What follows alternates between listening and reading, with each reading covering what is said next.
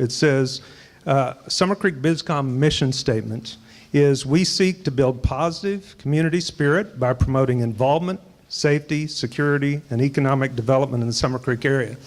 So in light of recent events, I think you'll see in this agenda we've got a lot of opportunities to fulfill our mission statements.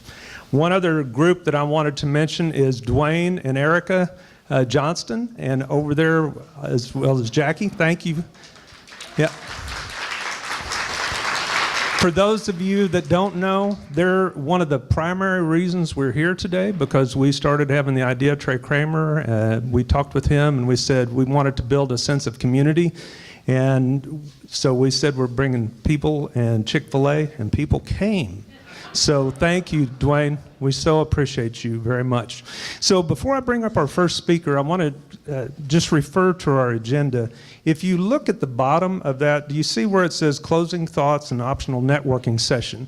For those of you that have been to these, you notice that we try really hard to stay on track to be done by noon. And then one of the things that we've done in the past is we've had an opportunity for people that wanted to come up and say just a few brief seconds about what their organization is and what they do. And so what we're going to do is we're going to have an example of that in the time where we have the announcements. And when the two people that are making the announcements, Chris Odell and Millie Garrison, are going to be making those announcements, those people that want to come up, please come up and stand in line to be able to talk. There's a reason that we want to do this. Because one of the things that we run into, we want to be careful of people's time, but we also want people to be able to talk. So if you absolutely have to leave at noon, we're going to ask you to go ahead and go down through the elevators and be able to talk there, because it disrupts everybody else. But we're planning on being done with that part as well by 12:15, so everybody can stand around and talk and fellowship and network. Fair enough? Okay, so one of the things that we're so excited about, you may think, well, wow, this was great. McCord Development opened this up so that we could do this right at the spur of the moment, but really brilliant minds were thinking way ahead. They invited us back this summer, and we've never had our Summer Creek Bizcom anywhere else but Summer Creek High School before. So this was all arranged beforehand. Divine intervention, you make your own decisions on that. But we're so glad to be here. Ryan, thank you. Please give Ryan McCord a large round of applause. Hey, thank you, Bob. Appreciate it. I'm Ryan McCord, president of McCord Development. Our company has been involved in this area, in the Summer Creek area, for over 30 years. And it started when my father acquired the land and started the development, Summerwood, right across the street. And this is actually a little bit emotional for me to be up here, Don, because it makes me reflect back of the first Bizcom that I came to, I think in 2012 maybe, when this was all grass and trees, and what you talked about, the mission statement of Bizcom having, being a positive influence.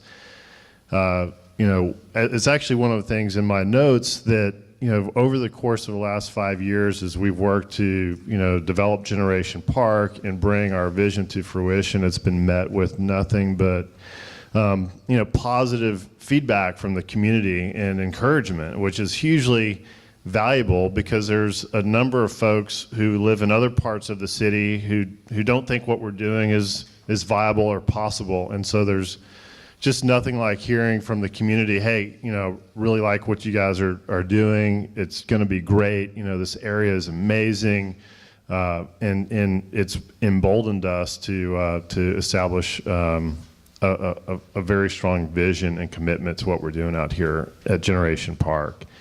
And with respect to Harvey a few weeks ago, I'm sorry if if you all sustained flood damage, and we've participated, and I'm going to ask my colleague John Flournoy right over there to raise his hand, as if you all have some ideas as to how we can benefit. We're working on several initiatives right now, but contribute to the community. John should be your point person on that. And we're just, we're in this for the long haul. And I remember actually being at the first Bizcom and pointing kind of through the window or through the wall as to where Generation Park was located. Now you can actually see it, which is really very cool. And actually looking out this side here, and you can see where the pine trees start. That's Generation Park on that side of Beltway 8 as well, and it runs about a mile south, and we're on both sides and in that direction for nearly 3 miles all the way to Dewson Park, and on this side for about a mile. And so what we've achieved to date is just really the very beginning, you know, and I kind of joke, this isn't the first inning, this is kind of the first at bat, of the first inning. And so we have we're going to be working together for many, many, many years to come, and we're just thrilled about it. So with that, I'll give you a little bit of update as to what in a tour in terms of what you're seeing and what you're looking at out here. Okay.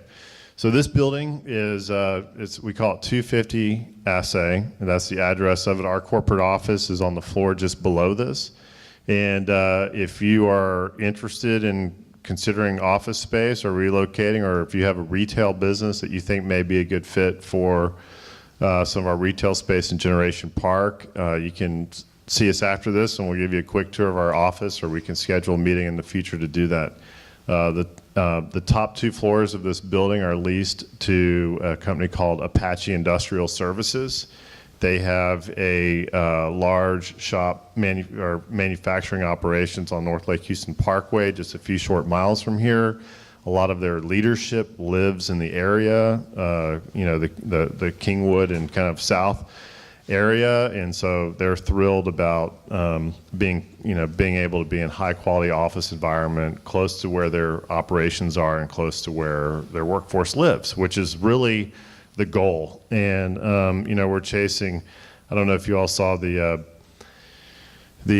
somewhat flippant article in HBJ yesterday about our pursuing Amazon HQ2 out here, which I think will be a lot of fun. It's not a real high probability endeavor, but I sincerely believe that it's viable. And I actually have a friend who works there, and he was talking about the nature of these site selections. It's really not about real estate. It's really not about site selection, and it's really just about people. And if you think about, it's about creating an environment that folks want to be in, that they think is beautiful and attractive, which is something we're working on, that's convenient to where they live, and that those areas can provide quality education for the workers' children, and there's just some real simple fundamental pillars that impact your quality of life. Not having to get on an interstate to get here from the residential areas, and you can just easily come into work. And it's a very, very compelling story that is really not, you can't replicate it anywhere else in the city of Houston. And it's very strong. It's the reason why FMC, or now Technip FMC Technologies, came here. And it's something that we are so convinced of and passionate about that that it just emboldens us to perhaps spend some of our time foolishly chasing companies from Seattle. But anyway, we're going to have a lot of fun. And if you know anyone there, I have one good friend who works in the real estate department from college, but if you have any other insight or nude photos of Bezos or anything like that, we can use to our advantage. We'll throw everything we got at it. So right out the window here is an area that you can see pavers going in, and it's going to have a beautiful green grass field called Redemption Square. And it is going to, in our minds and hopefully in yours, be one of the finest kind of pedestrian park, cafe lifestyle type areas in the city of Houston, period. Not just, we're not just trying to set a high water mark for here. I want to have other developers from all other quadrants and their architects coming out here taking pictures. And if they're not doing it, then we haven't done our job of setting the bar high. There'll be a beautiful performance pavilion, an alley of oak trees, crepe myrtles, and it should all be finished in about, how long, Brian? 1 month? Okay, you heard it from him. He's videoed this or something. 1 month. So y'all come back in a month, and I'll tell you where his office is, and you can complain to him, and I'll be in line too. Just next to our office building, we have sold a site to a development company from Ohio to construct a Courtyard Marriott, and they should be starting construction later this year. It should take approximately a year to construct, and so that will be part of our pedestrianscape here. Right across from us on this approximately 5-acre site, we plan to commence construction later this year on a 250 unit apartment community, garage parked, very highly amenitized, very beautiful. It will be the finest and by far the most expensive new apartment community in the region, but we think it's very much in line. We think that there's going to be great demand. It also has ground floor retail. This building has ground floor retail on it. We expect to be able to announce our first restaurant and other retail tenants who are coming into this building probably in a matter of weeks. Hopefully next week, and we're already signing LOIs for retailers in the retail space on the ground floor of the apartment community across the street. There's actually, if you walk over to the window, you can actually see a rendering of it on a sign out there. And while it's a construction area, feel free to drive through or walk around and just be careful because there could be debris. Let me see. Is there? Okay, I'll tell you two other. So we have a lot of other activity going on. I'm not going to get into all of it right now, but it's very exciting. I really want to thank you all for the support and for the encouragement. It means a lot to each of us and to the team. We're doing a lot on social media, really to get input from the community because we don't want to operate in a vacuum. We want to actually bring to Generation Park what folks who live here desire. And now that we office here, we live and breathe it every day, and it's great. So thank you very much for your time. Thank you for coming here. Hope we can do this more often, although this is our last available space is right here. And so actually, I hope we can't do it here again because it's leased. But we'll build another building. There's always going to be one more building coming, so we got plenty of runway. So thank you. Thank you all. Okay, really appreciate that. And I wanted to mention several other people. In addition to John Flournoy, raise your hand again. And then also Rick Yarborough, where are you, Rick? And then Ian Adler. These guys have just been fantastic to work with. We appreciate you all so much. And since he brought that up about the next meeting place, we're not sure where the next time we're going to be meeting. We'll have to, with the arrangements, and I think the biggest thing that we're seeing out of Hurricane Harvey, not necessarily the builder Harvey, is flexibility. So we'll keep you posted. Our next Summer Creek Bizcom is going to be December 14th, and we'll keep you posted on where that's going to be. But normally, if we were under normal circumstances, we would have taken this time to honor Mr. Correa, because he's done such a terrific job as principal here the last few years, 3 years to be exact. And so he's very busy doing what he's doing. So we'll plan to come back in December to honor him. And then the second thing, I want you to just imagine for just a moment that you're in the middle of Hurricane Harvey that's dumped, 40 to 50 inches of rain?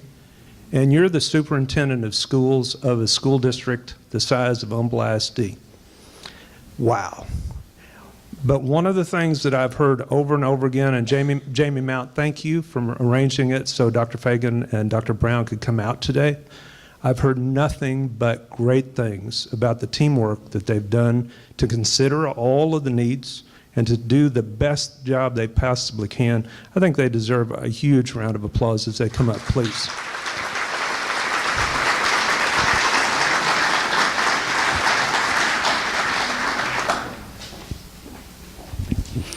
Thank you. I was at a superintendent meeting this week with the lieutenant governor.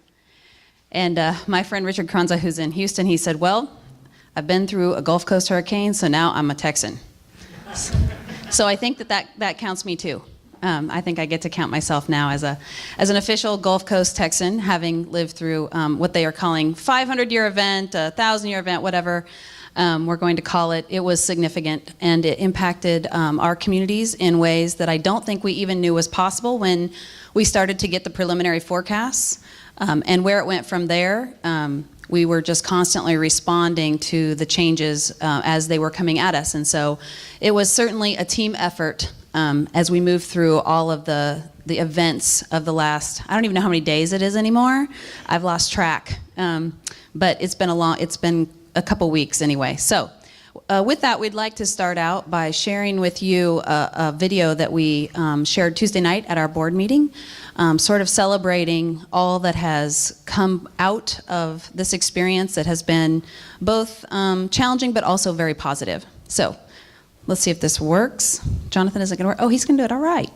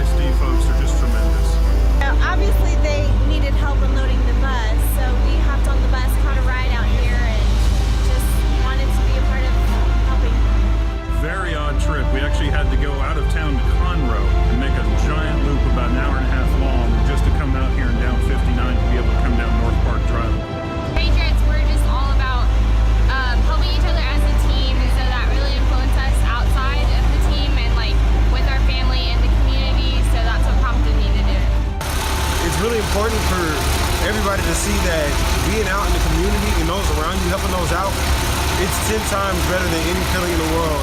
My wife told me on Facebook, you guys posted a thing to come out here and volunteer. Looking any way I can help back. It's such a tragic situation for everybody in the community, and just be able to do any little thing I can. Happy to be able to help. You know, my kids go to Humble ISD, and just happy to see Humble ISD out here using their buses in their facility to conduct all this. It's great. Today we have what I call the donation station, which was trying to bring resources to our families here in the Humble community. It is incredible. This morning we've done 2 shifts, about 2 hours per shift, and this morning we had 60-something families, and this afternoon I would say we've had that many. So we've serviced at least 100, maybe 150 families today.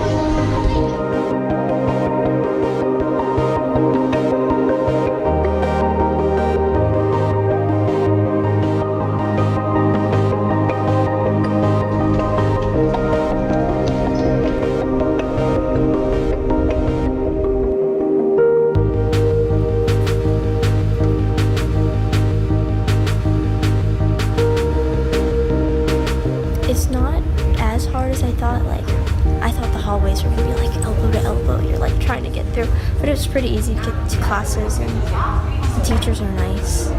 So it's good. It's a great school.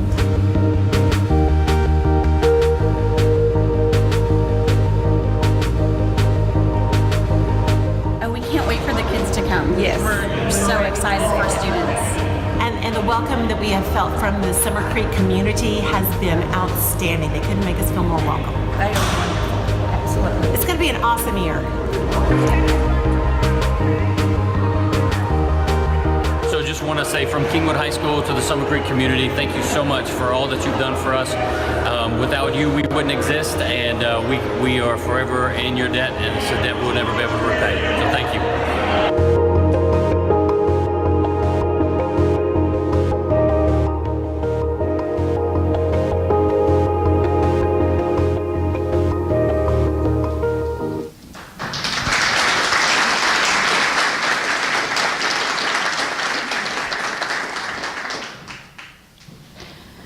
Thank you for that. As you could see, I could go on and on, but I won't. I just want to say a couple of things. There was an evening when we were at Kingwood High School as the water was starting to come up over the front curb. We had our police there, Houston PD was there. We were all working together to evacuate families out of Kingwood using our buses because the water was rising on Kingwood Drive and cars couldn't go through there safely, but our buses could still make it. But our police department had to escort those buses up the wrong way on Kingwood Drive so that the drivers could get through. There were trees that were fallen. The water was pretty deep. And you've never seen a partnership like that, where bus drivers who are trained to just drive through regular conditions were very committed to getting young children and their families out before the water was any taller. And we left that. We wanted to do that till 8 p.m. We had to leave at 7:15 because at that point the entire Kingwood High School parking lot was a lake, and it was no longer safe to bring people there to evacuate. But that's just one example. You saw the supply deliveries, all of those things, the transportation department, the police department, our maintenance department. Our police department went out to our buildings until they couldn't reach them anymore, and the minute they found a problem, they called our maintenance department, who immediately went out and made sure that little roof leaks or little window leaks didn't become giant problems for the students who wanted to return to that school. And this is the way that they worked for days on end. So fantastic. I can't say enough about the team and how proud I am of everything that they did. You can't really see this because of the light, but basically we tried to put together a timeline of how this all came together, and we got the preliminary forecasts. We met, we started talking about the possibilities, but we really couldn't imagine what we were facing until it started to really happen. And then we were stuck. Some of us couldn't get out of Kingwood. Some of us, me, stood in the middle of the street with my cell phone in the air trying to get a signal, one bar, so that we could continue to coordinate all of our efforts across the entire district. And as we worked through it, we came together as soon as we could, and we all drove, if we were in Kingwood, down around 99 Hardy Toll Road, Ritchie Road, 1960, to get back here to the EOC, and said, okay, by Friday at 6 p.m., we need to know the condition of our buildings, we need to know the condition of our staff, we need to know whether or not we're going to be able to return to school, and whether or not we have IT infrastructure, because so many of our attendance programs, et cetera, rely on the internet. And we also need a Kingwood High School transition team, because by then we knew that we were not going to be able to go to school at Kingwood High School this year. We hoped that it would be a short few months, but we hadn't seen the building yet. And by Friday at 6 p.m. we had. And we had taken uniforms out and hoped to get them to restoration companies in order to preserve just a small piece of the culture and the spirit of Kingwood High School in a year where seniors weren't going to be able to walk those halls that they had dreamed of seeing for 4 years or 3 years. And so this was the situation. We came back together at 6 p.m. that Friday, and we said, okay, our staff is incredible, all but a small percentage, like 12%, including people who hadn't responded to the survey, said we can be there on Tuesday. We can be back. We want to be there. Our emergency maintenance folks said all of our buildings are ready to go with the exception of one. Our IT folks said we will have the internet up by Tuesday. We promise we will, and they did. So we moved through the whole process and came together with reviewing every single plan we could think of for Kingwood High School. And I don't know what the deal is there. Oh, you can't see these. These are weather maps, which you don't want to talk about anyway. So So anyway, we came together with some options for Kingwood High School, which Dr. Brown is going to share with you briefly so that you can have. And by the way, I just have to say before I hand the microphone off, Summer Creek High School, you folks, many of you are here. The reception for Kingwood High School and the way that this has come together is beyond our imagination, just like everyone else in the district and community.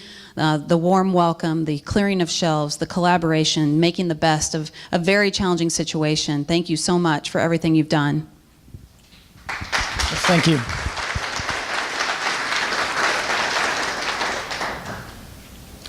So I was hoping that after seeing this picture and getting into Kingwood High School that a lot of the classrooms are up on the upper floors.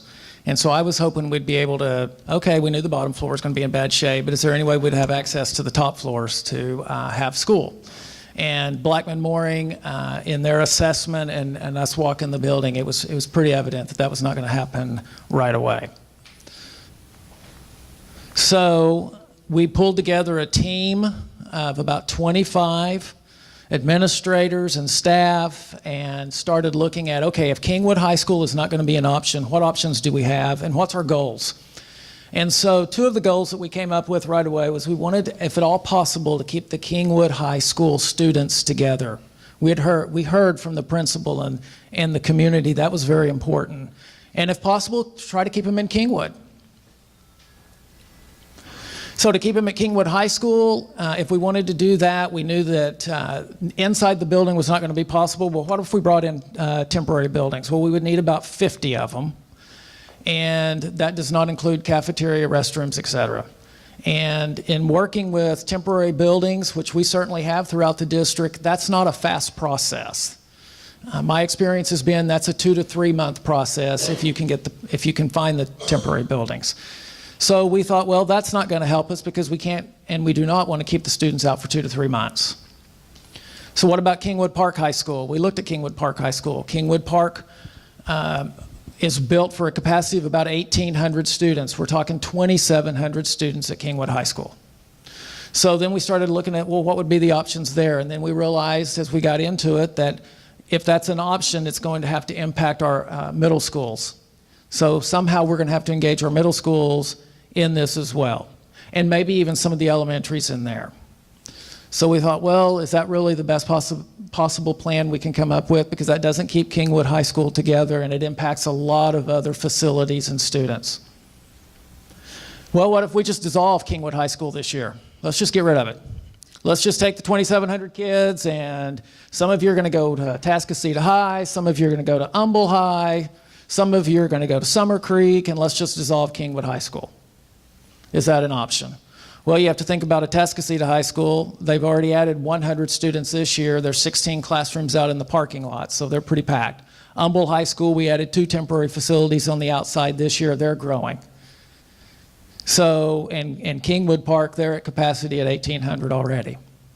So we're talking about a lot of large classrooms if we're going to do that. So then we looked at Summer Creek. And why Summer Creek High School? And I'd like to introduce and show you the principal, the new principal, Brett McDonald. Oh, come on, stand and take a wave, let them see you. Brett was very engaged in this and from the very beginning, yes, we can make this happen.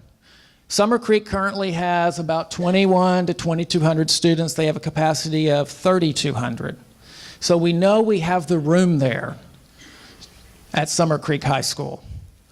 And so we really started engaging in this conversation about Summer Creek High School and how could we make that work. And so because they have the capacity, because there's no temporary buildings and parking lots, we felt like this was an option we really needed to explore. And so that's what we were doing. And so as we worked through that, we came up with a couple of schedules as a team. So how would this work if we were going to do this at Summer Creek High School? Because we can't send them all there during the day. That would be 4,900 students in a school built for 3,200. So we knew then that it was going to come to some kind of a split schedule. So we developed a couple of schedules, and the first one, option A, is some students would go in the morning, like let's say Summer Creek would go in the morning, Kingwood High in the afternoon. They would go to all of their classes in one day, but the classes would be 34 minutes. That's just not a lot of time, 34 minutes. I mean, you barely get your tail in the seat, and it's going to be, let's go to the next class. So we came up with option B. Well, what if Summer Creek would go Monday, Wednesday, and Friday all day, and Kingwood High School would go Tuesday, Thursday, and Saturday? All right. So we put those out for a survey. We put a survey out. Let's get some input from the community, both communities. And what we heard is there's obviously concern about 34 minutes. 34 minutes is a challenge. And then we heard some concerns about Saturday. We heard a lot of concerns about Saturday because there's a lot of family obligations, and these students and families are engaged in a lot of activities even outside of the school. So we came back together as a team, and we developed what we are currently using, this A-B plan. So kind of like a college schedule, I have Monday, Wednesday, Friday classes, and they go for 61 minutes, and I have Tuesday, Thursday classes that go for 83 minutes. Summer Creek goes to school in the morning. Kingwood comes in the afternoon. We're also providing lunch during that time from 11 to 1, so as the Summer Creek students are leaving at the end of their day, if they want to eat lunch, and they get breakfast as well, they can certainly do that. And then Kingwood High School, if they want to get there early and go have lunch, they can certainly do that. Plus, we have satellites across the community in Kingwood that high school students are welcome to go get breakfast at some of our elementary schools and other schools in Kingwood. So, this is the current plan that we are working with here. It seems to be going after 3 days and being there. Trey Kramer's there right now, and so, or he would have been here certainly to be a part of this, but he's been working it hard for 3 days with the staff there and with Brent and his staff and Dr. Landry. You know, it to me is, and I've been there, it looks like school. That's what it looks like. Just looks like school. And the kids are doing great. The one issue we're working through is in the afternoon. In the afternoon, trying to get our buses there at 4:30 when school ends for Kingwood High School and get them loaded and get them out. And, you know, yesterday I just had to see it. So I was there, and then I left the school finally at 5:35, and I said, I'm going to do Westlake Houston. Yeah, I know. I just got to experience it for myself. And I live in Kingwood, up by the Chick-fil-A, and it took me about 50 minutes. It's a good thing I love sports shows because that's what I listen to all the way. So it was great. I caught up on all the Texans information going on. So, yeah. Well, we're taking kids out now. That's right. So school is coming to an end for Summer Creek. So that's where we are. That's how we got there. I know you may have some questions about that, and Dr. Fagan will be glad to answer them if you have any questions. She does great with that. Yes? Were there any other significant problems in any other campuses? No, not anything significant. Now, we did have 2 facilities that are used like for our professional development, curriculum and instruction team, our special education team, where their offices are. So the ISC off Westlake Houston, the instructional facility over there by Sharkey's, if you think of all that area in there where we have facilities, that was damaged, without a doubt. And then a new facility we just purchased had some damage off of the 59, Highway 59.